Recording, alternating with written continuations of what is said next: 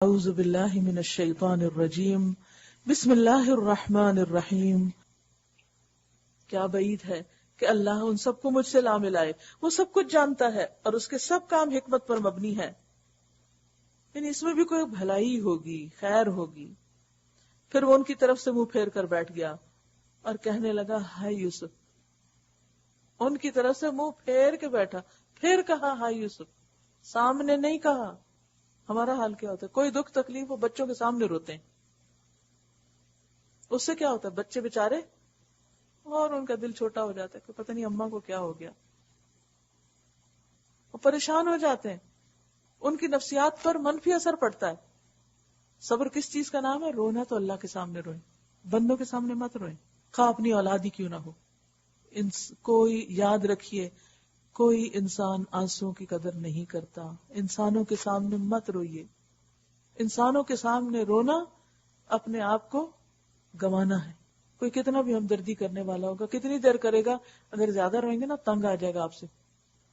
جب آپ بندوں کے سامنے روتے ہیں تو بندے آپ کی شکل نہیں دیکھنا چاہتے، آپ سے بیزار ہو جاتے ہیں. سب کو صرف ہنستے مسکراتے لوگ ہی اچھے لگتے ہیں. آپ نے دیکھا کہ بچے جب مسکرا رہا ہوتا ہے تو ہر کوئی اس کو اٹھانا چاہتا ہے، اور جب روتا ہے تو ماں پہ چھوڑ دیتے اور ماں بھی اٹھا کے ایک طرف رکھ دیتے. اچھا رو کے چپ ہو جاؤ گے. ہم عورتیں جذباتی ہوتی ہیں، چھوٹی چھوٹی بات پہ ہمارے ہنستے ہنستے بھی آنسو نکل آتے ہیں. اور پھر ہم کیا چاہتے ہیں کہ ان آنسوں کی کوئی قدر کرے، کوئی بھی نہیں کرتا. پھر ہم اور روتے ہیں، پھر کوئی نہیں سنتا، پھر اور روتے ہیں، پھر بھی کچھ نہیں بنتا، پھر خود ہی چپ کر جاتے ہیں. وَتَوَلَّى عَنْهُمْ وَقَالَ يَا أَسَفَا يَا أَسَفَا عَلَى يُوسُف. غم ہے دل میں، ذکر ہے اللہ کے سامنے. وَبْيَضَّتْ عَيْنَاهُ مِنَ الْحُزْنِ. اتنا غم کی آنکھیں سفید ہو گئی، رو رو کر ہی ہوئی ہوگی. عورتوں کا رونا تو مشہور ہے، لیکن کہیں اگر مرد کوئی روتا ہے تو بہت بڑی بات ہوتی، تب وہ روتے ہیں. اور یہاں یعقوب علیہ السلام کے رونے کا ذکر ہے. فَهُوَ قَظِيمٌ قَظِيمٌ. اور وہ دل ہی دل میں غم سے گھٹا جا رہا تھا، یعنی آنسو پی رہا تھا، اندر ہی اندر لے رہا تھا. اب بیٹا نے دیکھا تو کیا کہا؟ انہوں نے بھاپ لیا، سن لیا. کیونکہ ہوتا ہی ہے کہ ہم بعض اوقات چھپ کے بھی روتے ہیں تو منہ لال ہو جاتا ہے، پھر سب پوچھنے لگتے کیا ہوا. وہی بات دیکھا نا آپ، پھر اسی بات پہ رو رہی ہیں. قالوا تاللہ تفتأ تذکر یوسف. اللہ کی قسم آپ تو بس یوسف ہی کو یاد کیے جاتے ہیں. جس کو نظروں سے ہٹانا چاہا، جس سے میدان صاف کرنا چاہا، وہ نظروں سے ہٹ ہی نہیں رہا. مسئلہ تو نہیں حل ہوا. ہم سوچتے ہیں بعض اوقات کسی انسان کو اٹھا پھینکنے سے مسئلہ حل ہو جائے گا، کسی کو کسی سے کاٹ دیں گے، الگ کر دیں گے تو پھر ہماری جگہ بن جائے گی. ایسا نہیں ہوتا. لہذا انہوں نے کہا خدا را آپ تو بس یوسف ہی کو یاد کیے جاتے ہیں. نوبت یہ آ گئی ہے کہ اس کے غم میں آپ اپنے آپ کو گھلا دیں گے رو رو کر، یا اپنی جان ہلاک کر ڈالیں گے. اس نے کہا میں اپنی پریشانی اور غم کی فریاد اللہ کے سوا کسی سے نہیں کرتا. میں تم کو کیا کہہ رہا ہوں؟ انما اشکو بثی وحزنی الی اللہ واعلم من اللہ ما لا تعلمون. میں اپنی پریشانی اور غم کی فریاد اللہ کے سوا کسی سے نہیں کرتا. یہ ہے گریف مینجمنٹ، غم کا علاج. اور ہم داستانیں بس لوگوں کو ہی سناتے رہتے ہیں اور کہتے ہیں ذرا اس طرح ہمارا دل ہلکا ہو جائے گا. اور جب وہ ہماری نہیں سنتے پوری تو اور بھاری ہوتا ہے اور سٹ پٹاتے ہیں. اور اللہ سے جیسا میں واقف ہوں تم نہیں ہو. میرے بچوں جا کر یوسف اور اس کے بھائی کی کچھ ٹو لگاؤ، ڈھونڈو، ذرا ڈھونڈو گمے ہوئوں کو. ولا تیأسوا من روح اللہ. اللہ کی رحمت سے مایوس نہ ہونا. انہ لا ییأس من روح اللہ الا القوم الکافرون. اللہ کی رحمت سے تو بس کافر ہی مایوس ہوا کرتے ہیں. اسی لیے کہتے ہیں نا مایوسی کفر. مایوس نہیں ہونا. جب یہ لوگ مصر جا کر یوسف کی پیشی میں داخل ہوئے تو انہوں نے عرض کیا کہ اے سردار با اقتدار، ہم اور ہمارے اہل و عیال سخت مصیبت میں مبتلا ہیں اور ہم حقیر سی پونجی لے کر آئے ہیں.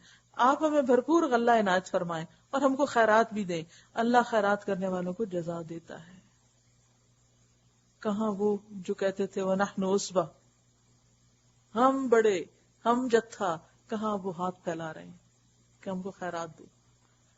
اللہ کا قانون ہے اس دنیا میں کہ جو چیز اونچا جانا چاہتی ہے اللہ اس کو نیچا کرتا ہے, جو اوپر جاتا ہے اس کو نیچے ہونا پڑتا ہے. تو جو کوئی بلندیوں کے خواب دیکھے وہ اس کے لیے بھی تیار رہے کہ اس کو نیچے بھی آنا پڑے گا.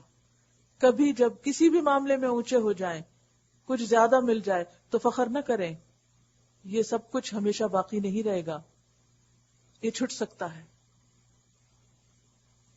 کیونکہ ہوتا ہی ہے نا کہ جب ہم کو ایک نعمت ملتی ہے تو ہم تھوڑے پراؤڈ ہوتے ہیں, پھر ایک اور ملتی, تھوڑے اور پراؤڈ ہو جائے, تھوڑے اور ملتی. ماں باپ بھی پیمپرنگ کرتے ہیں, ایک پہ ایک ڈگری لیے چلے جا رہے ہیں, جاب بھی اچھی مل گئی اور بہت کچھ بن جاتے ہیں. پھر شوہر ایسا ملتا ہے جو کسی ایک چیز کی طرف نظر اٹھا کے بھی نہیں دیکھتا. پھر انسان روتا ہے کہ کہاں قسمت پھوٹ گئی, اتنی ناقدری. لیکن ان سب چیزوں کے پیچھے بھی ایک حکمت ہوتی. اللہ سکھانا چاہتا ہے, انسان کو انسان بنانا چاہتا ہے کہ وہ اپنی بندگی کے حدوں میں رہے, کیونکہ نعمتیں انسان کو بعض اوقات متکبر بنا دیتی ہیں, مختالن فخورا بنا دیتی ہیں. پھر یہ اللہ کا احسان ہوتا ہے کہ وہ ہم کو توڑ کر عاجز بنا کے اپنا بناتا ہے, تاکہ ہم بندگی کی حد سے نہ نکلیں, تاکہ ہم آخرت کے نقصان سے بچ جائیں. کیونکہ ایسا ہوتا ہے نا, جب ہر چیز سیدھی سیدھی جانے لگ جاتی ہے نا, ہم لازمن, یہ ہماری ویکنس ہوتی, ہم لازمن خود کو کچھ چیز سمجھنے لگ جاتے ہیں, تکبر کی بولی بولنے لگتے ہیں, بڑے بڑے بول بولنے لگتے ہیں, اور دوسروں کے عیب چننے لگتے ہیں, ان کو حقیر کہنے لگتے ہیں, ان کو کریٹیسائز کرنے لگتے ہیں. اور آپ نے اکثر دیکھا ہوگا کوئی بولیں تو صحیح, آپ منہ سے نکالیں تو صحیح, آپ ہی کے سامنے آتا ہے. پھر انسان کو یاد آتا ہے کہ ہاں میں نے کہا تھا اور مجھے ہی دیکھنا پڑا. تو یہ اصلاح کا ایک طریقہ ہوتا ہے کہ جب ہماری اڑان اونچی ہونے لگتی ہے تو وہ ہم کو ذرا نیچے لاتا ہے کہ کہیں خدا بننے کی کوشش نہ کرو. یہ سن کر یوسف سے رہا نہ گیا. جب انہوں نے خیرات مانگی نا بھائیوں نے کہ ہم کو صدقہ دے دو, دیکھیں کتنا ایموشنل سین ہوگا نا, کہ وہ جس نے آپ کو اتنا نقصان پہنچایا پھر وہ کبھی آپ کے آگے اتنا مجبور اور بے بس ہو کے آپ کے آگے ہاتھ پھیلائے تو ترس آ جاتا ہے نا کہ یا اللہ.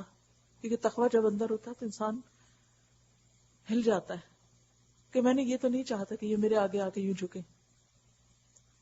لیکن اللہ ظلم کرنے والوں کو دنیا میں جھکاتا ہے اس کے سامنے جس کے اوپر اس نے ظلم کیا ہوتا ہے. ظالم کہیں بھاگ کے نہیں جا سکتے. اللہ مہلت ضرور دیتا ہے لیکن جب پکڑتا ہے تو ایسی پکڑتا ہے کہ پھر انسان کا نکلنا اسے دوبر ہو جاتا ہے. اس نے کہا تمہیں یہ کچھ معلوم ہے کہ تم نے یوسف اور اس کے بھائی کے ساتھ کیا کیا تھا جب تم نادان تھے؟ کیا اخلاق ہے, تم ناسمجھ تھے, تم سے غلطی ہوئی تھی, یاد ہے وہ غلطی؟ دیکھیے اگر کسی کو کسی کی غلطی یاد بھی دلانا ہو بہترین طریقہ ہے اصلاح کا. اور ہم کیا کرتے ہیں, ایسے طنز اور تانے اور تیر. اب موقع آیا کہ اس کو کچومر نکال دو اگلے کا, باتیں سنا کے. لیکن محسنین ایسا نہیں کرتے, مقربین ایسا نہیں کرتے. وہ اس وقت بھی دوسرے کی رعایت رکھتے ہیں, رعایت رکھ کے بات کرتے ہیں.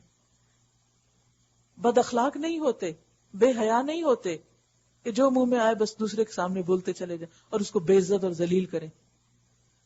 کہتے ہیں تمہیں یاد ہے تم نے یوسف کے ساتھ کیا کیا تھا؟ اذ انتم جاہلون. کیا کریمانہ اخلاق. جب تم نادان تھے, ناسمجھ تھے, وہ ناسمجھی میں ہو گیا تھا تم سے, یعنی شرمندگی سے بچا رہے ہیں. تو ہمیشہ اپنے مخاطب کو شرمندگی سے بچائیے. جب آپ دوسرے کی اصلاح شرمندگی سے بچا کے اس کو کریں گے تو وہ جلد ٹھیک ہو جائے گا. ہم بعض اوقات اپنے ہی بچوں کی اصلاح چاہتے ہیں اور ان کو دوسروں کے سامنے ذلیل کرتے رہتے, شرمندہ کرتے رہتے ہیں, ان کے اوپر باتیں بناتے رہتے ہیں, ہنستے ہیں, مذاق اڑاتے ہیں. پھر وہ ڈھیٹ ہو جاتے ہیں, پھر وہ سنتے ہی نہیں, کیونکہ ان کو اعتماد ہی نہیں رہا کہ آپ ان کے لیے خیر خواہ ہیں. وہ آپ کو اپنا دشمن سمجھنے لگتے ہیں. حتیٰ کہ بعض اوقات اپنے بچے جو ہیں وہ بھی پرواہ نہیں کرتے پھر اپنی بد اخلاقیوں کی وجہ سے, کہ جب ہم ان کے ساتھ ایسا سلوک کرتے ہیں. تو بد اخلاقی ہر جگہ نقصان دیتی ہے بندے کو.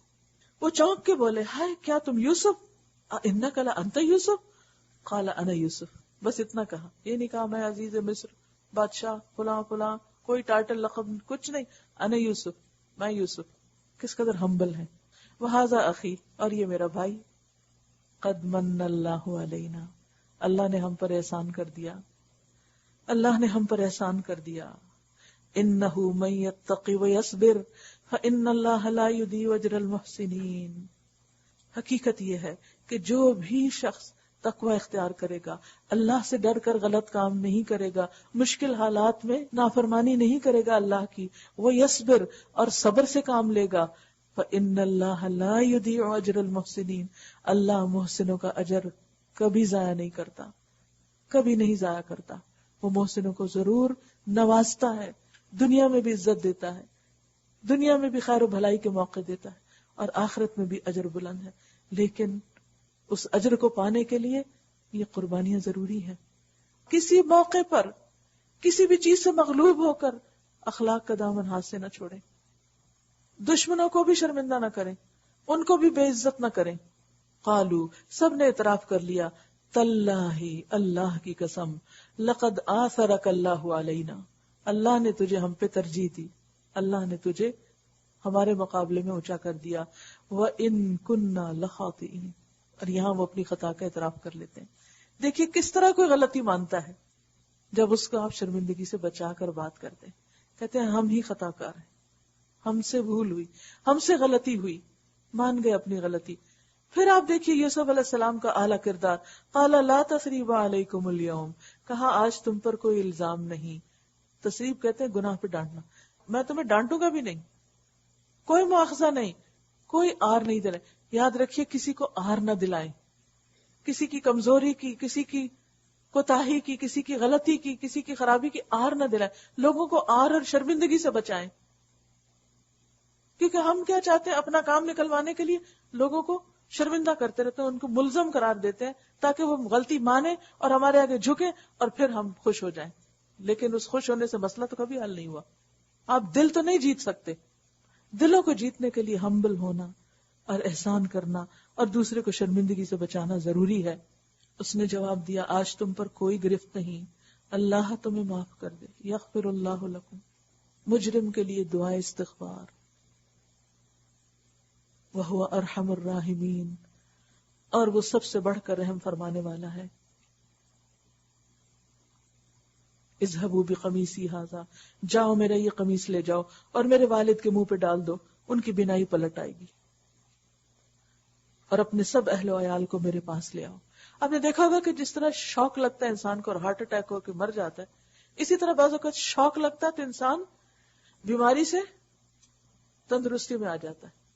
کوئی مجھے بتا رہے تھے کسی خاتون کو بازو کا فالج ہے، بازو نہیں اٹھا سکتی، لیکن جب چھینک آتی تو خود بخود ہاتھ اٹھ جاتا ہے، یعنی ہاتھ کوئی ان کا اٹھا کے آگے پیچھے کرتا ہے، لیکن جب ایک جھٹکا لگتا ہے تو ہاتھ اٹھ جاتا ہے. تو بعض اوقات یہ جھٹکا تکلیف کا ہوتا ہے اور بعض اوقات خوشی کا ہوتا ہے. بعض اوقات کسی جھٹکے سے انسان بیمار ہو جاتا ہے اور کسی جھٹکے سے انسان صحت مند ہو جاتا ہے. اسی لیے آپ نے دیکھا ہوگا کہ قدیم طبی علاج جو ہے اس میں جیسے کوئی بل پڑ جائے یا کوئی ہڈی وڈی ٹوٹ جائے تو وہ لوگ جھٹکے دے کے آگے پیچھے کر کے تو اس کو واپس اپنی پوزیشن پہ لے آتے ہیں، کھینچ تان کر کے. تو یہ اللہ کی قدرت تھی. وہی کرتا تھا جس پہ جھوٹا خون لگا ہوا تھا، جسے دیکھ کے یعقوب علیہ السلام کی آنکھیں سفید ہوئی، اور اسی یوسف کا کرتا ہے کہ جس کو پا کر آنکھیں لوٹ آئیں. اصل چیز اللہ کی قدرت ہے. وہ جس چیز میں چاہے شفا رکھ دے اور جس چیز میں چاہے وہ شفا اور بہترین چیز بھی آپ کے لیے بیماری بن جائے. وہی چیز جو دوسروں کو قوت دینے والی آپ کو کمزور کر دینے والی ہو. تو یہ سب باتیں کیا ظاہر کرتی ہیں کہ اصل قوت اللہ کی ہے.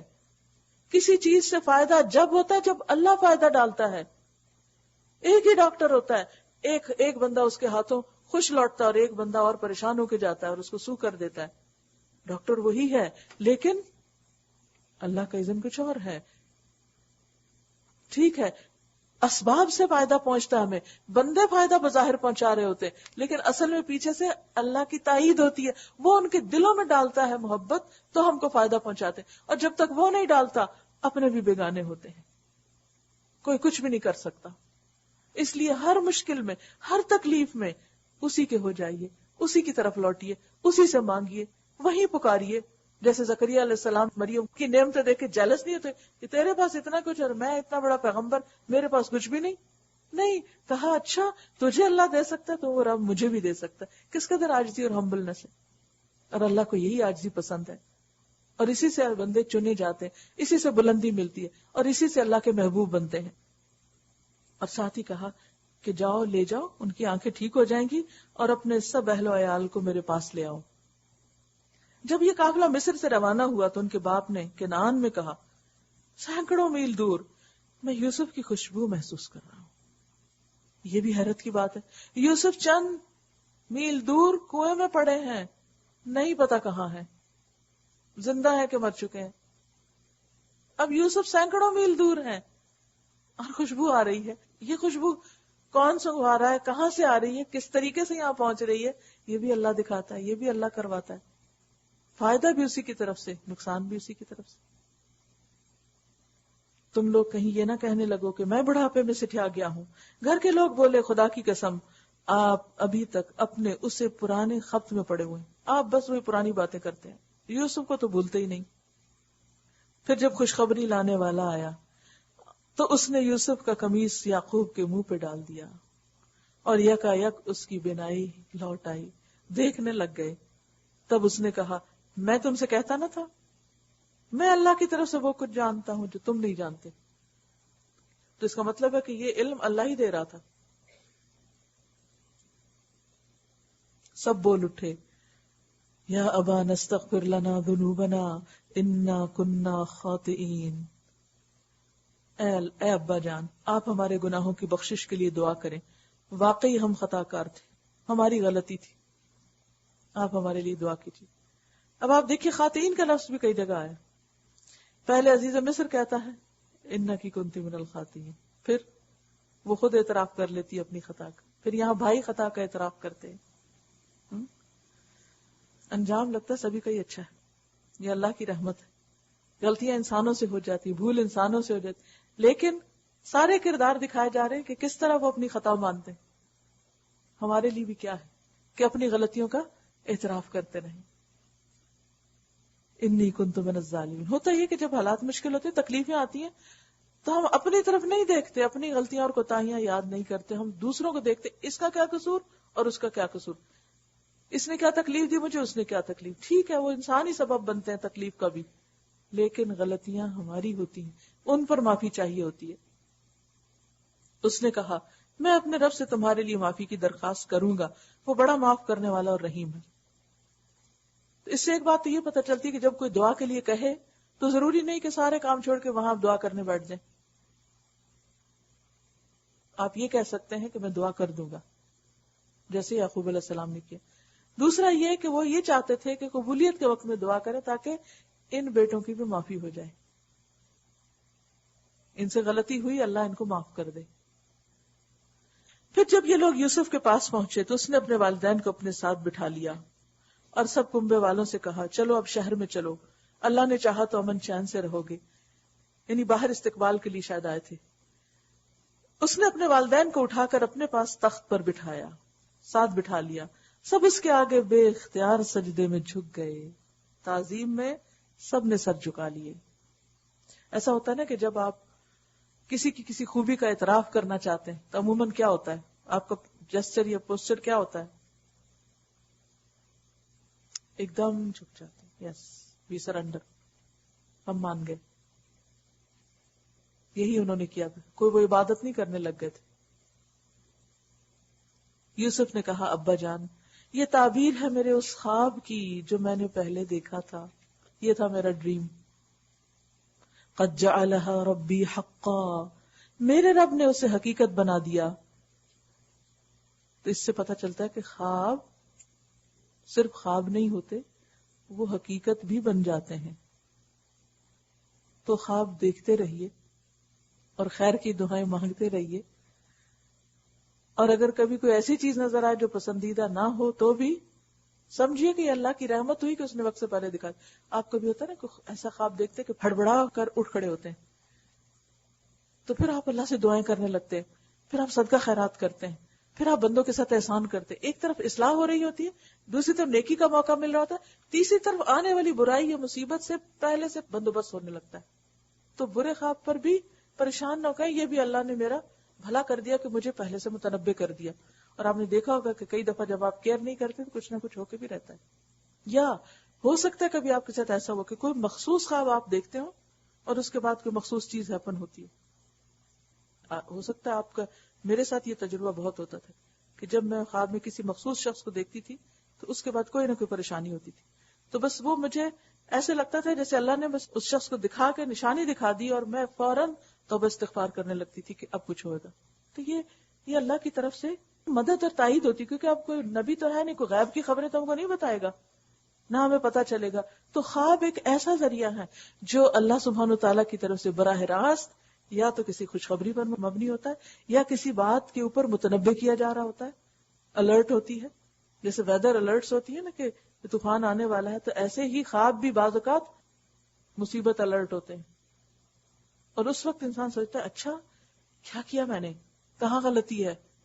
اور جس کثرت سے پھر آپ توبہ کرتے ہیں، اگر وہ خواب نظر نہ آئے تو کبھی بھی توبہ نہ کریں اپنی.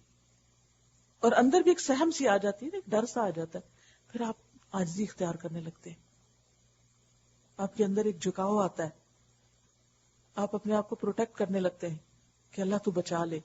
نرمی آتی ہے، شکستگی آتی ہے، تقویٰ پیدا ہوتا ہے.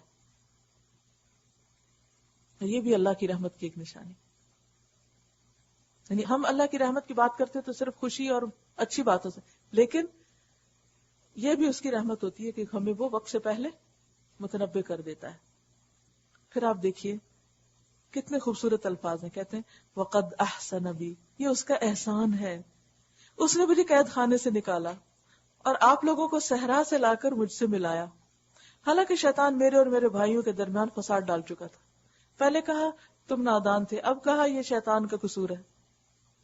پھر بھی بھائیوں کو الزام نہیں دیتے. واقعہ یہ ہے کہ میرا رب غیر محسوس تدبیروں سے اپنی مشیت پوری کرتا ہے. پتہ بھی نہیں چلتا انسان کو کہ یہ جو خاص واقعہ رونما ہوا ہے یہ کس طرح مجھ کو لے جانے والا ہے، یہ میری زندگی کا دھارا کس طرح بدل دینے والا ہے. وہ سب کچھ جانتا ہے اور اس کے سب کام حکمت پر مبنی ہے.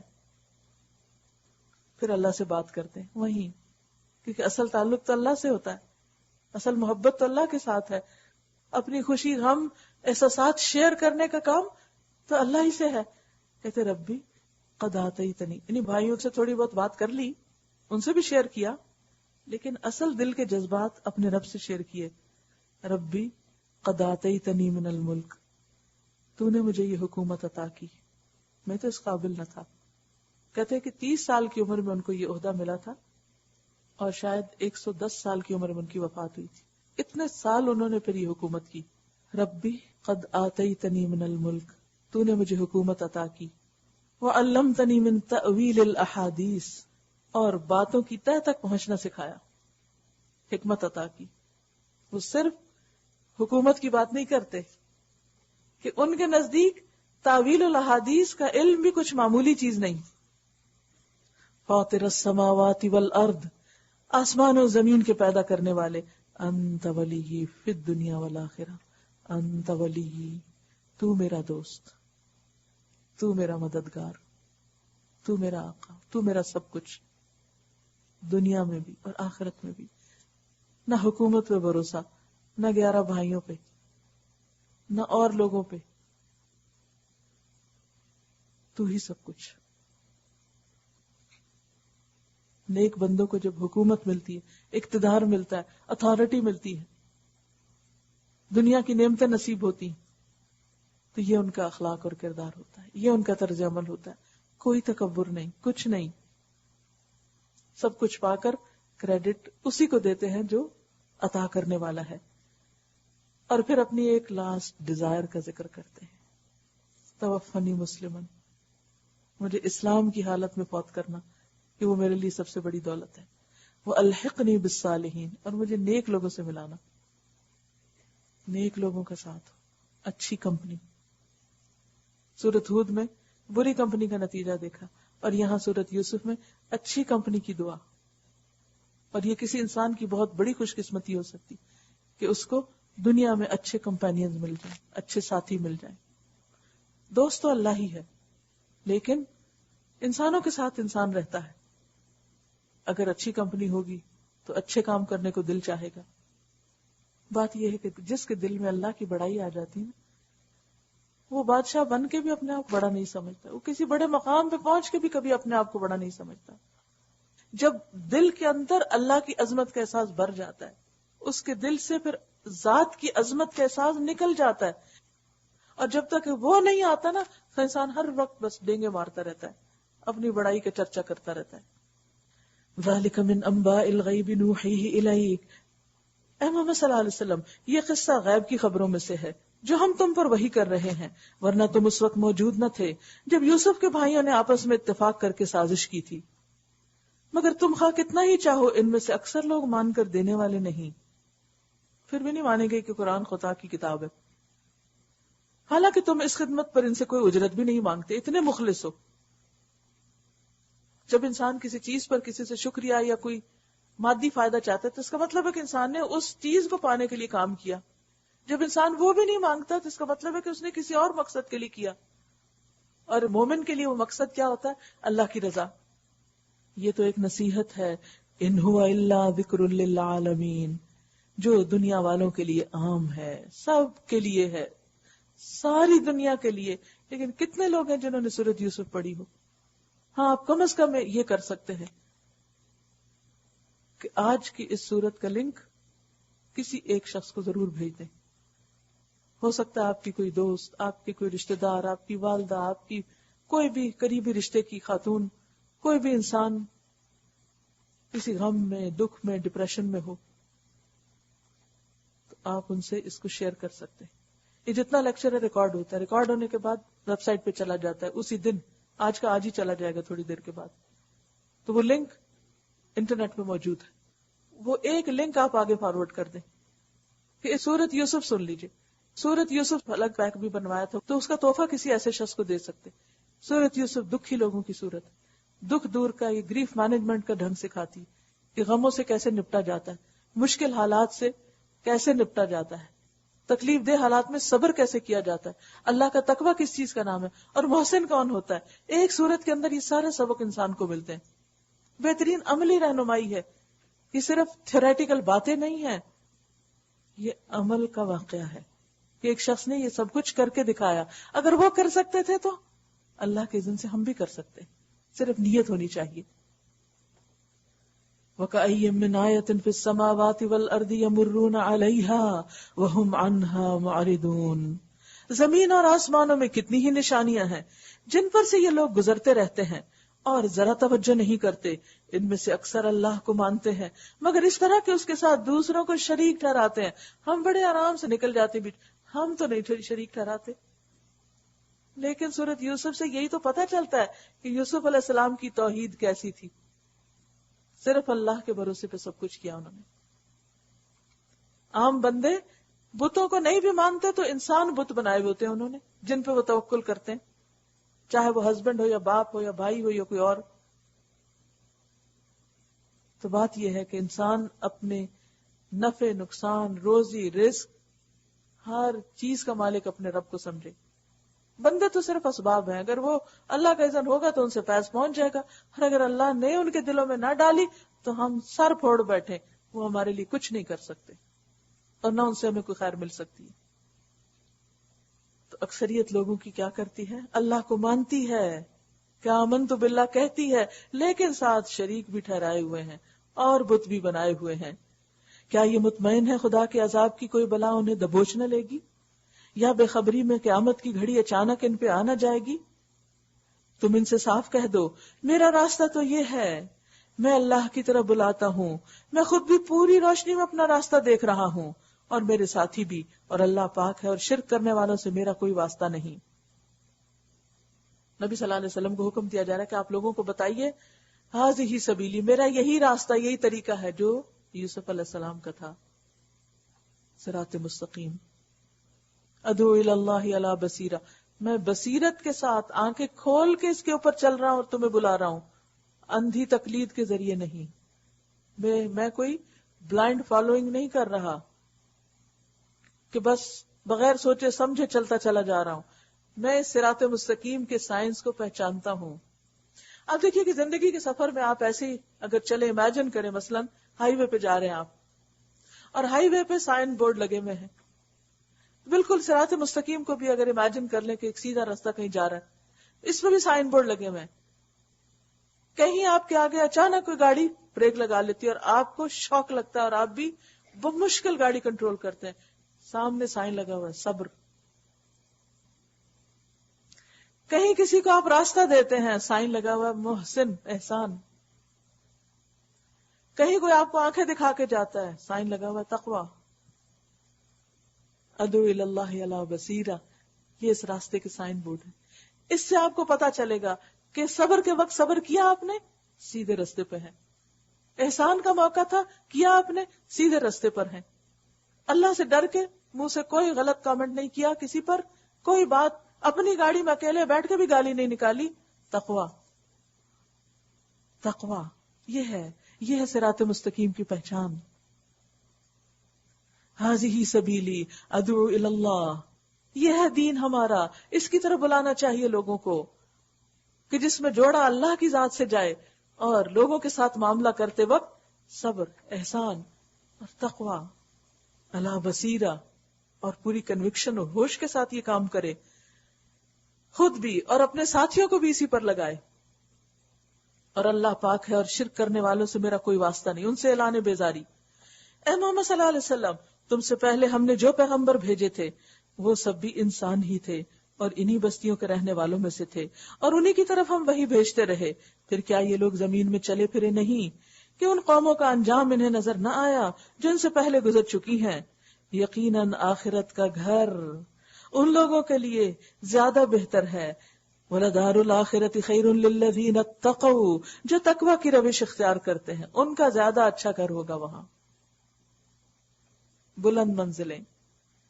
کیا اب بھی تم لوگ نہ سمجھو کہ افلا تعقلون، ابھی نہیں سمجھ آئی تقویٰ کیا ہوتا ہے؟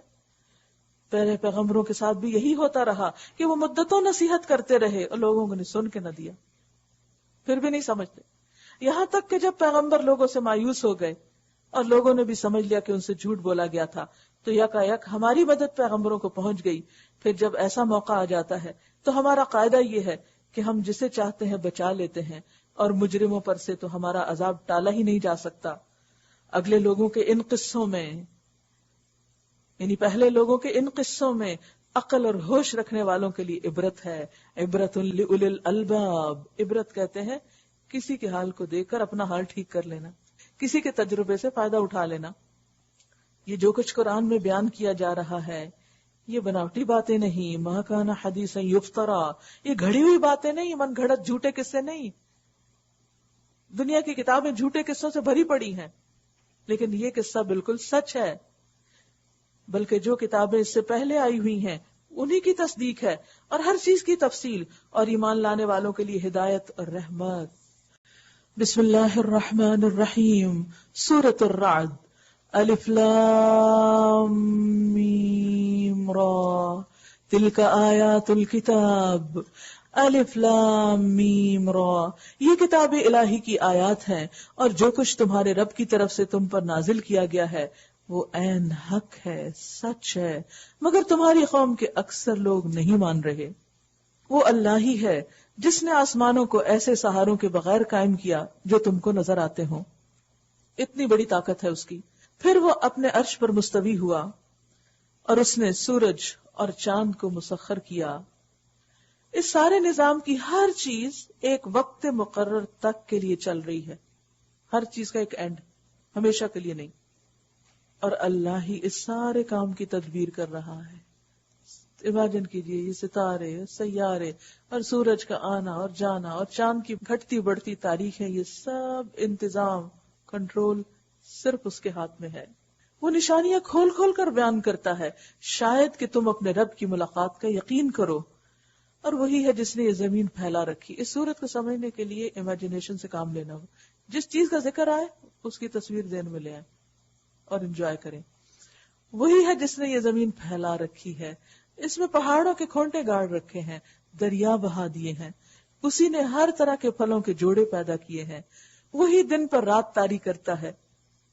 ان ساری چیزوں میں بڑی نشانیاں ہیں ان لوگوں کے لیے جو غور و فکر سے کام لیتے ہیں. اور دیکھو زمین میں الگ الگ خطے پائے جاتے، الگ الگ قسم کی زمینیں ہیں جو ایک دوسرے سے متصل ہیں، کہیں پتھریلی کہیں نرم زرخیز شاداب. انگور کے باغ کبھی دیکھا ہے؟ مجھے ایک دفعہ اتفاق ہوا تھا، اور جب اس پہ پھل آیا وہ تو پوری اوپر باڑ ہوتی ہے، چھت بنی ہوئی ہوتی ہے گرین، اور اس کے اندر سے گچھے نیچے لٹک رہے ہوتے ہیں. شینڈلیئر آپ کی کیا خوبصورت ہے، جو اللہ کے لگائے ہوئے انگوروں کے گچھے جو لٹکتے ہوئے پوری چھت سے نظر آ رہے ہوتے ہیں. خاص طور پر ان کا ذکر کیا جا رہا ہے. انگور کے باغ ہیں، کھیتیاں ہیں، او دور دور تک لہلہاتی ہوئی، کھجور کے درخت ہیں عالی شان ایلیگنٹ، جن میں سے کچھ اکہرے سنگل سٹیم ہے ان کا، اور کچھ دوہرے ایک بیج سے دو دو نکل رہے ہیں. سب کو ایک ہی پانی سے سیراب کرتا ہے، مگر مزے میں ہم کسی کو بہتر بنا دیتے ہیں. جیسے بندوں میں سے بندے، جیسے زمینیں مختلف، جیسے پھل مختلف، جیسے ذائقے مختلف، اسی طرح بندے سارے کھاتے اللہ کا رزق ہے، لیکن اخلاق ساروں کے فرق ہیں.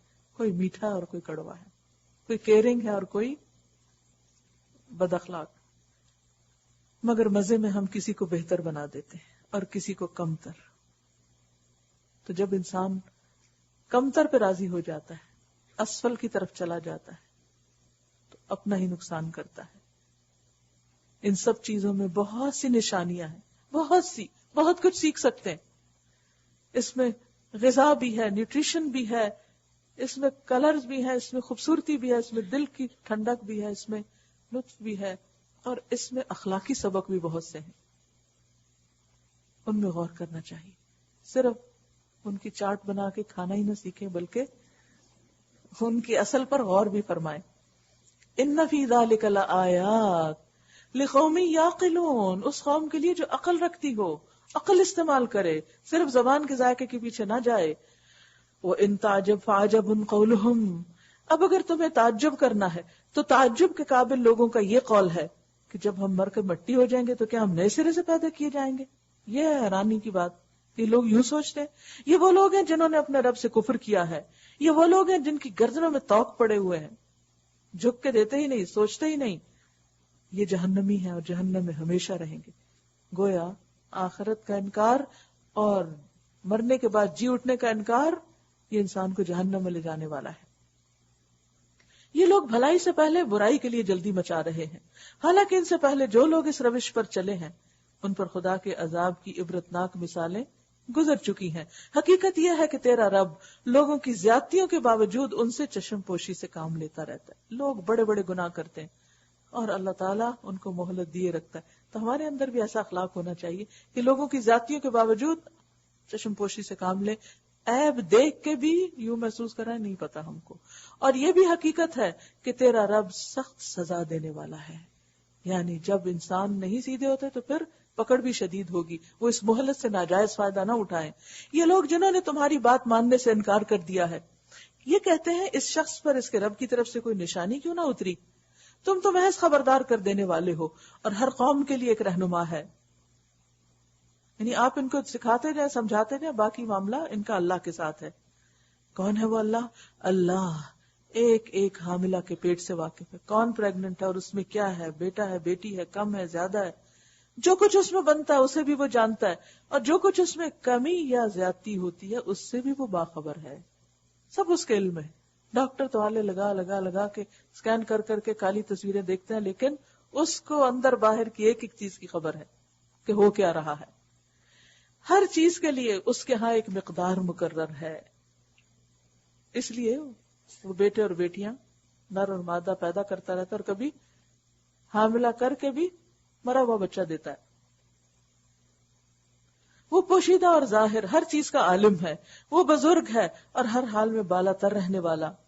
تم میں سے کوئی شخص خواہ زور سے بات کرے یا آہستہ، اور کوئی رات کی تاریکی میں چھپا ہوا ہو یا دن کی روشنی میں چل رہا ہو، اس کے لیے سب برابر ہے. اندھیرا روشنی سب برابر. اس کا علم بہت زبردست. ہر شخص کے آگے اور پیچھے اس کے مقرر کیے ہوئے نگران لگے ہوئے ہیں. ہم اپنی منمانی نہیں کر سکتے. نگران ساتھ ساتھ ہیں جو اس کے حکم سے اس کی دیکھ بھال کر رہے ہیں. وہ سنبھالتے بھی ہیں، ہمیں گرنے سے بچاتے بھی ہیں، اور اس کے ساتھ ساتھ اعمال بھی لکھتے ہیں. حقیقت یہ ہے کہ اللہ کسی قوم کے حال کو نہیں بدلتا جب تک وہ خود اپنے اوصاف کو نہیں بدل دیتی. اگر آپ چاہتے ہیں کہ آپ کے حالات درست ہوں تو خود کو بدلیں. افراد کے لیے بھی یہی اصول ہے اور اقوام کے لیے بھی یہی. اور جب اللہ کسی قوم کی شامت لانے کا فیصلہ کر لے تو پھر وہ کسی کے ٹالے نہیں ٹل سکتی. نہ اللہ کے مقابلے میں ایسی قوم کا کوئی حامی و مددگار ہو سکتا. پھر بندے کام نہیں آتے. وہی تو ہے جو تمہارے سامنے بجلیاں چمکاتا ہے، جنہیں دیکھ کر تمہیں اندیشے بھی لاحق ہوتے ہیں، ڈر آتا ہے اور امیدیں بھی بنتی ہیں. وہی ہے جو پانی سے لدے ہوئے بادل اٹھاتا ہے، بادلوں کی گرج اور اس کی حمد کے ساتھ، بادلوں کی گرج اس کی حمد کے ساتھ اس کی پاکی بیان کرتی ہے. یعنی گرجتے بادل بھی اس کی تسبیح کر رہے ہوتے ہیں. کیا تم نہ کرو گے؟ اور فرشتے اس کی ہیبت سے لرزتے ہوئے اس کی تسبیح کرتے ہیں، اس کی تسبیح کرتے ہیں. اور ہماری تسبیح کب ہوتی، کتنی ہوتی؟ وہ کڑکتی ہوئی بجلیوں کو بھیجتا ہے اور بسا اوقات انہیں جس پر چاہتا ہے عین اس حالت میں گرا دیتا ہے جبکہ لوگ اللہ کے بارے میں جھگڑے کر رہے ہوتے ہیں، لوگ بحثیں کر رہے ہوتے ہیں، اور یک ان پہ عذاب آ جاتا ہے اوپر سے. فی الواقع اس کی چال بڑی زبردست ہے. اسی کو پکارنا برحق ہے. لہو دعوت الحق. رہی وہ دوسری ہستیاں جنہیں اس کو چھوڑ کر یہ لوگ پکارتے ہیں، وہ ان کی دعاؤں کا کوئی جواب نہیں دے سکتے، کوئی جواب نہیں دیتے. Not available. جسے آپ کال کرتے ہیں نا اور دوسری طرف کوئی نہیں اٹھاتا تو آپریٹر کیا کہتا ہے؟ Not available. یا نمبر رانگ ہے یا آگے بندہ کوئی نہیں. اسی طرح اللہ کو چھوڑ کر انسان کسی اور کو، کسی بت کو، کسی جانور کو، کسی قبر میں پڑے ہوئے انسان کو، کسی کو بھی پکارتا ہے، وہ کوئی جواب نہیں دیتے. ان کو تو سنائی بھی نہیں دیتا، اور اگر سنے بھی تو وہ کچھ کر نہیں سکتے. انہیں پکارنا تو ایسا ہے جیسے کوئی شخص پانی کی طرف ہاتھ پھیلا کر اس سے درخواست کرے کہ تو میرے منہ تک پہنچ جا. مثلا پانی کی نہر بہ رہی ہے اور آپ ہاتھ کر کے اسے اشارہ کرتے ہیں پانی ادھر آؤ میرے منہ میں، تو نہیں آ سکتا. یا یہ کہ ہاتھ پھیلا کر اس پہ پانی لے کے منہ کی طرف لائے تو سارا ہی گر جائے گا. بیکار ایفرٹ. سارا دن بیٹھے رہے، لگے رہے. ایک گلاس بھریں گے تو پی لیں گے، لیکن اگر ہاتھ میں اٹھا کے لائیں گے کچھ ہاتھ میں نہیں آئے گا. بس اسی طرح کافروں کی دعائیں بھی کچھ نہیں. ان کی بھی دعاؤں کے نتیجے میں کچھ ان کے ہاتھ نہیں آتا مگر ایک تیر بے ہدف. وہ تو اللہ ہی ہے جس کو زمین اور آسمان کی ہر چیز طوعاً اور کرہن سجدہ کر رہی ہے، اس کے آگے جھکی ہوئی ہے، اس کی بات بجا لاتی. سجدہ جو ہوتا ہے نا وہ صرف ایک فزیکل پوسچر کا نام نہیں، بلکہ یہ سمبل ہے اس بات کا کہ اللہ ہم تیری بات مانتے، تیری اطاعت کرتے، تیرے آگے جھکتے ہیں، اپنے عقل کو، اپنے سر کو، اپنے وجود کو، اپنی سارے جسم کو تیرے آگے جھکاتے ہیں، فلی سرنڈر کرتے ہیں تیرے آگے کہ ہم تجھے بڑا مانتے ہیں اور تیری ہی اطاعت کرتے ہیں. تو کائنات کی ہر چیز لگی ہوئی اپنے کام میں، لیکن وہ اللہ کے آگے جھکی ہوئی. اگر آپ دیکھیں درخت، بلڈنگز، کوئی بھی چیز، تو جب سورج نکلتا ہے نا تو اس کے سائے دائیں گرتا ہے بائیں گرتا ہے. خود کچھ چیزیں خود جھکی ہوئی ہیں، اور جو خود نہیں جھک سکتی اللہ نے کسی مسئلے سے ان کو ایک جگہ قائم رکھا ہے تو ان کے سائے ایک طرح سے سجدہ کر رہے ہوتے ہیں. تو فزیکلی بھی ان کا سجدہ ہے اور اطاعت کا سجدہ بھی ہے. اور سب چیزوں کے سائے صبح و شام اس کے آگے جھکتے ہیں. ان سے پوچھو آسمان و زمین کا رب کون؟ من رب السماوات والارض. کن سے پوچھیں گے آپ؟ اپنے بچوں سے پوچھیں، اپنے نان مسلم فرینڈ سے پوچھیں، دعویٰ کے وقت پوچھیں من رب السماوات والارض. اور رب کا معنی بس آپ کو آنا چاہیے، خالق، مالک، مدبر. کہو اللہ. پھر ان سے کہو کہ جب حقیقت یہ ہے تو کیا تم نے اسے چھوڑ کر ایسے معبودوں کو اپنا کارساز ٹھہرا لیا جو خود اپنے لیے بھی کسی نفع و نقصان کے اختیار نہیں رکھتے؟ کہو کیا اندھا آنکھوں والا برابر ہوا کرتا ہے؟ کیا روشنی اور تاریکیاں یکساں ہوتی ہیں؟ یعنی علم اور جہالت ایک جیسی ہوتی؟ اور اگر ایسا نہیں تو کیا ان کے ٹھہرائے ہوئے شریکوں نے بھی اللہ کی طرح کچھ پیدا کیا ہے کہ اس کی وجہ سے ان پہ تخلیق کا معاملہ مشتبہ ہو گیا؟ کوئی یہ کہہ سکتا ہے یہ ہے میرا گارڈن، آئیے ذرا اس میں میں آپ کو دکھاتی ہوں، یہ درخت اللہ نے پیدا کیا اور یہ فلاں بت نے پیدا کیا؟ اگر کوئی ایسا کہے بھی تو بالکل نان سینس. کہو ہر چیز کا خالق صرف اللہ ہے اور وہ یکتا ہے، سب پر غالب ہے. اللہ نے آسمان سے پانی برسایا، بارش، اور ہر طرف ندی نالے اپنے ظرف کے مطابق اسے لے کر نکل چلے. پانی برستا ہے اور زمین پر نہریں جاری ہو جاتی ہیں. ندی نالے دریا ہر ایک کے اندر پانی زیادہ ہو جاتا ہے. آج کل تو یہ بات اچھی طرح سمجھ آ رہی ہوگی. پھر جب سیلاب اٹھا تو سطح پر جھاگ بھی آ گئی, کیونکہ تیز جب پانی آتا ہے تو اس کی وجہ سے, پریشر کی وجہ سے پانی کے اوپر جھاگ بن جاتی. اور ایسی ہی جھاگ ان دھاتوں پر بھی اٹھتے ہیں جنہیں زیور اور برتن وغیرہ بنانے کے لیے لوگ پگھلایا کرتے ہیں, ابالتے ہیں اس کو پگھلا کر, تو اس کے اوپر بھی جھاگ آ جاتی ہے. جیسے اگر آپ نے کبھی گڑ ابالا ہو تو اوپر جھاگ آ جاتی ہے, گوشت کے اوپر بھی آ جاتی. پھر کیا ہوا کہ اس علم کے مسلسل آنے سے ہمارے اندر ایک طرح سے پانی جب بہ نکلا تو اس میں ایک جھاگ بھی آ گئی. جھاگ وہ کیا تھی؟ غلط خیالات, اوہام اور غلط نظریات کی. اور آہستہ آہستہ وہ جھاگ ختم ہو گیا اور خالص دین, پیور فارم آف اسلام باقی ٹھہر گیا. اور وہ فائدے کا ہے, خود بھی اٹھا رہے ہیں, دوسروں کو بھی پہنچا رہے ہیں. اسی طرح بعض اوقات علم سے نہیں, انسان حالات اور مشقت اور تکلیفوں میں پڑھ کر بہت کچھ سیکھتا ہے. پچھلی صورت میں آپ نے دیکھا نا, ایک وحی کا علم ہے اور دوسرا حالات سے سیکھا ہوا علم, مشقتوں کا علم. تو اسی طرح ایک آسمان سے بارش علم اور دوسری طرف سونا چاندی جو پگھل رہا ہے, تپش حالات کی. اس میں بھی کیا ہوتا ہے کہ انسان جب بہت ٹھوکریں کھاتا ہے تو اس کو کھرا کھوٹا الگ الگ نظر آنے لگتا ہے. جھاگ جو ہے وہ اس کی جھاگ بھی اور اس کے اوپر بھی کباڑ جو ہے وہ ہٹا دیا جاتا ہے, اور جو اصل خالص پیور میٹل دھات رہ جاتی ہے اس سے بہت سی نفع مند چیزیں بنتی ہیں. تو بات یہ ہے کہ علم دین ہو یا علم دنیا, پہلے کو آپ علم دین لے لیں, دوسرے کو علم دنیا لے لیں, ایسے بھی سمجھ سکتے ہیں. علم دین ہو یا علم دنیا, آپ سونا بنا رہے ہو یا آپ علم حاصل کر رہے ہو, دونوں میں ہی مشقت ہے. اور جتنا جتنا آپ اس میں کوشش کریں گے اتنی روشنی آپ کو ملے گی, کھرا کھوٹا الگ ہو جائے گا, فائدہ مند چیز آپ کے پاس رہ جائے گی. جتنا خالص سونا ہوگا, جتنی خالص چیز ہوگی, اتنی اس کی قیمت زیادہ ہوگی. اما ما ينفع الناس فيمكث في الارض, وہ زمین میں باقی رہے گی, اس کے بنانے والوں کے نام بھی باقی رہتے ہیں, کون سی چیز کس نے ایجاد کی تھی, کس نے بنائی تھی. اور اسی طرح جو لوگ خالص پیور اللہ کے دین کو سیکھتے اور سکھاتے ہیں اور حقیقت میں انسانیت کے فائدے کے ہوتے ہیں, ان کا نام بھی باقی رہتا ہے. یہ اللہ کا قانون ہے, یہ ایک اصول ہے کائنات کا. وَأَمَّا مَا يَنْفَعُ النَّاسَ فَيَمْكُثُ فِي الْأَرْضِ, زمین میں قرار صرف اس چیز کو ہے جو فائدہ مند ہوتی ہے. ہر بیکار چیز اٹھا کے پھینک دی جاتی ہے, ڈسکارڈ کر دی جاتی ہے, جلا دی جاتی ہے. اس کو اب اپنے اوپر لیں, اپنے آپ سے پوچھیں, کیا ہم اللہ کے بندوں کو فائدہ پہنچا سکتے ہیں؟ کیا ہم دوسروں کے فائدے کے ہیں؟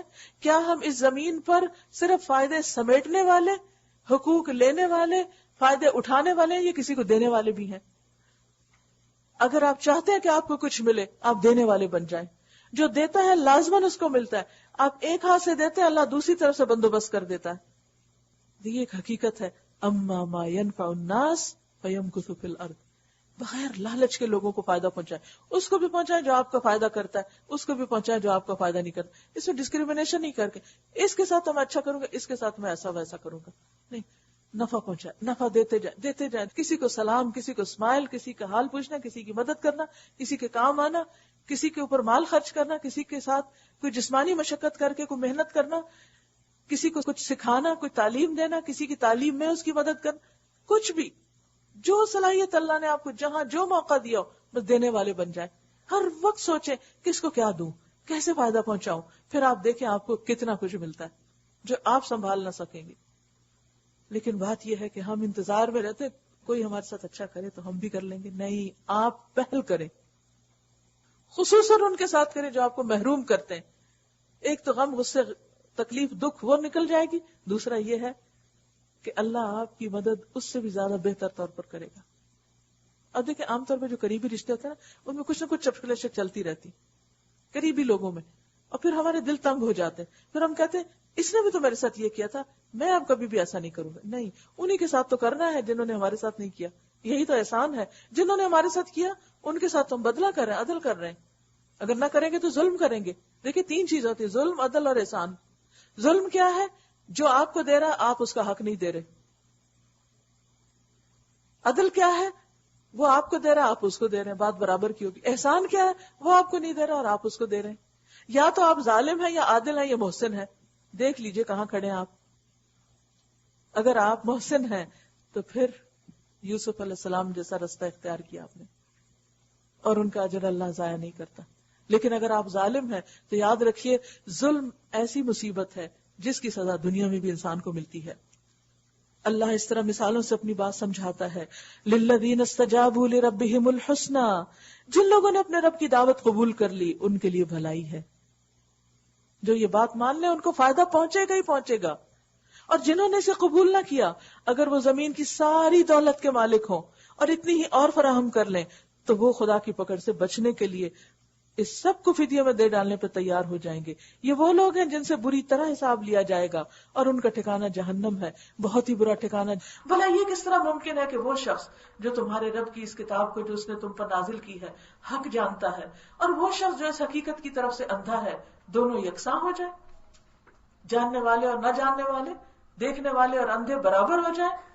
نصیحت تو عقل مند لوگ ہی قبول کیا کرتے ہیں، اور ان کا طرز عمل یہ ہوتا ہے کہ اللہ کے ساتھ اپنے عہد کو پورا کرتے ہیں، اپنے وعدوں کو وفا کرتے ہیں، اسے مضبوط باندھنے کے بعد توڑ نہیں ڈالتے. ان کی روش یہ ہوتی ہے کہ اللہ نے جن جن روابط کو، رشتوں کو برقرار رکھنے کا حکم دیا انہیں برقرار رکھتے ہیں، صلہ رحمی کرتے ہیں. وَيَخْشَوْنَ رَبَّهُمْ، اور اپنے رب سے ڈرتے رہتے ہیں. وَيَخَافُونَ سُوءَ الْحِسَابِ، اور برے حساب کا خوف رکھتے ہیں، انہیں حساب سے ڈر لگا رہتا ہے. وَالَّذِينَ صَبَرُوا ابْتِغَاءَ وَجْهِ رَبِّهِمْ، ان کا حال یہ ہوتا ہے کہ اپنے رب کی رضا کے لیے صبر سے کام لیتے ہیں، صبر کا بدلہ اپنے رب سے چاہتے ہیں، نماز قائم کرتے ہیں، ہمارے دیے ہوئے رزق میں سے علانی اور پوشیدہ خرچ کرتے ہیں، اور برائی کو بھلائی سے دفع کرتے ہیں، برے سلوک کے جواب میں اچھا سلوک کرتے ہیں. آخرت کا گھر انہی لوگوں کے لیے ہے. ہم دنیا میں بھی گھر چاہتے ہیں نا، ہمارا گھر ہو جس میں ہم سکون سے رہیں. دنیا میں تو ملے یا نہ ملے، لیکن آخرت کا بنا سکتے ہیں، تعمیر کر سکتے ہیں اس سارے مٹیریل کے ساتھ جس کا ذکر اس پچھلی آیت میں ہوا. جنات عدن، صبر کا بدلہ تو جنت ہی ہے، ہمیشہ کی جنتیں. یدخلونہا، وہ اس میں داخل ہوں گے، خود بھی اور ان کے آباء و اجداد اور ان کی بیویوں اور ان کی اولاد میں سے جو جو نیک ہیں وہ بھی ان کے ساتھ وہاں جائیں گے. ملائکہ ہر طرف سے ان کے استقبال کے لیے آئیں گے اور ان سے کہیں گے کہ تم پر سلامتی ہے، تم نے دنیا میں جس طرح صبر سے کام لیا اس کی بدولت آج تم اس کے مستحق ہوئے. سلام علیکم بما صبرتم فنعم عقبی الدار. ہر طرف سے فرشتے آ کر سلام کر رہے ہوں گے. کتنی عزت اور کتنا بلند مقام. لیکن یہ سب کچھ صبر کی بدولت ہوگا. بس کیا ہی خوب ہے یہ آخرت کا گھر. فنعم عقبی الدار. رہے وہ لوگ جو اللہ کے عہد کو مضبوط باندھ لینے کے بعد توڑ ڈالتے ہیں، جو ان رشتوں کو کاٹتے ہیں جن کو اللہ نے جوڑنے کا حکم دیا، اور جو زمین میں فساد پھیلاتے پھرتے ہیں، وہ لعنت کے مستحق ہیں. دنیا میں بھی اللہ کی رحمت سے دور ہو جاتے ہیں، اور ان کے لیے آخرت میں بہت برا ٹھکانہ ہے. اللہ جس کو چاہتا ہے رزق کی فراخی بخشتا ہے، اور جسے چاہتا ہے نپاتلا رزق دیتا ہے، ناپ تول کے دیتا ہے. اللہ کی تقسیم، اللہ کی مرضی، اللہ کا فیصلہ. یہ لوگ دنیاوی زندگی میں مگن ہیں، حالانکہ دنیا کی زندگی آخرت کے مقابلے میں ایک متاع قلیل کے سوا کچھ بھی نہیں. یہ لوگ جنہوں نے رسالت محمدی صلی اللہ علیہ وسلم کو ماننے سے انکار کر دیا ہے، کہتے ہیں اس شخص پر اس کے رب کی طرف سے کوئی نشانی کیوں نہ اتری، کوئی اور معجزہ ہوتا. کہو اللہ جسے چاہتا ہے گمراہ کر دیتا ہے، اور وہ اپنی طرف آنے کا راستہ اسی کو دکھاتا ہے جو اس کی طرف رجوع کرے. الذین آمنوا وتطمئن قلوبہم بذکر اللہ. ایسے ہی لوگ ہیں وہ جنہوں نے اس نبی کی دعوت کو مانا اور ان کے دلوں کو اللہ کی یاد سے اطمینان نصیب ہوتا ہے. ہر پریشان حال کے لیے نسخہ کہ اللہ کو کثرت سے یاد کرے، قرآن کو زیادہ تلاوت کرے. خبردار رہو، اللہ کی یاد ہی وہ چیز ہے جس سے دلوں کو اطمینان نصیب ہوا کرتا ہے. پھر جن لوگوں نے دعوت حق کو مانا، الذین آمنوا، جو ایمان لائے، وعملوا الصالحات، اور نیک عمل کیے، طوبی لہم، خوشخبریاں ہیں ان کے لیے، خوش نصیب ہیں وہ، وحسن مآب، اور ان کے لیے اچھا انجام. اچھا انجام، ایمان اور عمل صالح لانا، یہ ذریعہ اور سبب ہے باقی نیکیوں کی طرف اور اچھے انجام کی طرف جانے کا. اے محمد صلی اللہ علیہ وسلم، اسی شان سے ہم نے تم کو رسول بنا کر بھیجا ہے ایک ایسی قوم میں جس سے پہلے بہت سی قومیں گزر چکی، تاکہ تم ان لوگوں کو وہ پیغام سناؤ جو ہم نے تم پر نازل کیا ہے، اس حال میں کہ یہ اپنے نہایت مہربان خدا کے کافر بنے ہوئے ہیں. ان سے کہو وہی میرا رب ہے، اس کے سوا کوئی معبود نہیں، اسی پر میں نے بھروسہ کیا، علیہ توکلت و الیہ متاب، اسی پہ میرا بھروسہ، وہی میرا ملجا و ماوا۔ اور کیا ہو جاتا اگر کوئی ایسا قرآن اتار دیا جاتا جس کے زور سے پہاڑ چلنے لگتے، یا زمین شک ہو جاتی، یا مردے قبر سے نکل کر بولنے لگتے۔ انسان اچنبی چیزیں پسند کرتا ہے نا، تو اگر کوئی ایسا قرآن اترتا جس سے یہ سب کچھ ہوتا تو یہ مشکل تو نہیں تھا، بلکہ سارا اختیار اللہ ہی کے ہاتھ میں ہے۔ پھر کیا اہل ایمان ابھی تک کسی نشانی کے ظہور کی آس لگائے بیٹھے ہیں، اور وہ یہ جان کر مایوس نہیں ہو گئے کہ اگر اللہ چاہتا تو سارے انسانوں کو ہدایت دیتا، ورنہ تو لوگ نشانیاں دیکھ کے بھی ہدایت نہیں پاتے۔ تو بات یہ ہے کہ اگر انسان نشانی نہیں دیکھنا چاہتا تو اس کو اپنے سامنے پڑی ہوئی چیز بھی نظر نہیں آتی، اتنا بے حس ہو جاتا ہے، اتنا بے درد ہو جاتا ہے۔ نشانی دکھانا اللہ کے ہاتھ میں ہے، لیکن اللہ چاہتا تو سارے انسانوں کو زبردستی ہدایت دے دیتا۔ جن لوگوں نے خدا کے ساتھ کفر کا رویہ اختیار کیا ہے، ان پر ان کے کرتوتوں کی وجہ سے کوئی نہ کوئی آفت آتی ہی رہتی ہے، یا ان کے گھر کے قریب کہیں نازل ہوتی ہے۔ یہ آفات جو نازل ہوتی ہیں، ان کے پیچھے کوئی مقصد ہوتا ہے، یہ سلسلہ چلتا رہے گا، یہ ختم نہیں ہو گیا اسی دور تک، پرانی قوموں تک، یہ آج بھی اور آج کے بعد بھی چلتا رہے گا، یہاں تک کہ اللہ کا وعدہ آن پورا ہو۔ اس لیے باقیوں کو بھی ڈرنا چاہیے۔ یقیناً اللہ اپنے وعدے کی خلاف ورزی نہیں کرتا۔ تم سے پہلے بھی بہت سے رسولوں کا مذاق اڑایا جا چکا ہے، مگر میں نے ہمیشہ منکرین کو ڈھیل دی اور آخر کار ان کو پکڑ لیا۔ پھر دیکھو میری سزا کیسی سخت تھی۔ پھر کیا وہ جو ایک ایک شخص کی کمائی پہ نظر رکھتا ہے کہ کون کر کیا رہا ہے، اس کے مقابلے میں یہ جسارتیں کہ لوگوں نے اس کے کچھ شریک ٹھہرا رکھے۔ اے نبی ان سے کہیے ذرا ان کے نام تو لو، وہ ہیں کون؟ کیا تم اللہ کو ایک نئی بات کی خبر دے رہے ہو جسے وہ اپنی زمین میں نہیں جانتا؟ یعنی دنیا میں اس کو پتہ ہی نہیں کسی ایسے ہستی کا کہ جو خدا کے برابر ہے۔ یا تم لوگ بس یوں ہی جو منہ میں آتا ہے کہہ ڈالتے ہو؟ حقیقت یہ ہے کہ جن لوگوں نے دعوت حق کو ماننے سے انکار کیا، ان کے لیے ان کی مکاریاں خوشنما بنا دی گئی، وہ اپنے غلط کاموں کے پیچھے پھر بھی خوش ہیں، اور وہ راہ راست سے روک دیے گئے۔ پھر جس کو اللہ گمراہی میں پھینک دے اسے کوئی راہ دکھانے والا نہیں۔ ایسے لوگوں کے لیے دنیا کی زندگی ہی میں عذاب ہے، اور آخرت کا عذاب اس سے بھی زیادہ سخت ہے۔ کوئی ایسا نہیں جو انہیں خدا سے بچانے والا ہو۔ خدا ترس انسانوں کے لیے جس جنت کا وعدہ کیا گیا ہے، اس کی شان یہ ہے کہ اس کے نیچے نہریں بہ رہی ہیں، اس کے پھل دائمی ہیں، اور اس کا سایہ لازوال۔ یہ انجام ہے تقوی والوں کا، تلک عقبی الذین اتقوا۔ اور منکرین کا انجام کیا ہے؟ اور منکرین حق کا انجام یہ ہے کہ ان کے لیے دوزخ کی آگ ہے۔ اے نبی صلی اللہ علیہ وسلم، جن لوگوں کو ہم نے پہلے کتاب دی تھی وہ اس کتاب سے جو ہم نے تم پر نازل کیا خوش ہیں، اور مختلف گروہوں میں کچھ لوگ ایسے بھی ہیں جو اس کی بعض باتوں کو نہیں مانتے۔ تم صاف کہہ دو کہ مجھے تو صرف اللہ کی بندگی کا حکم دیا گیا ہے، اور اس سے منع کیا گیا ہے کہ کسی کو اس کے ساتھ شریک ٹھہراؤں، لہٰذا میں اسی کی طرف دعوت دیتا ہوں، اور اسی کی طرف میرا اپنا رجوع بھی ہے۔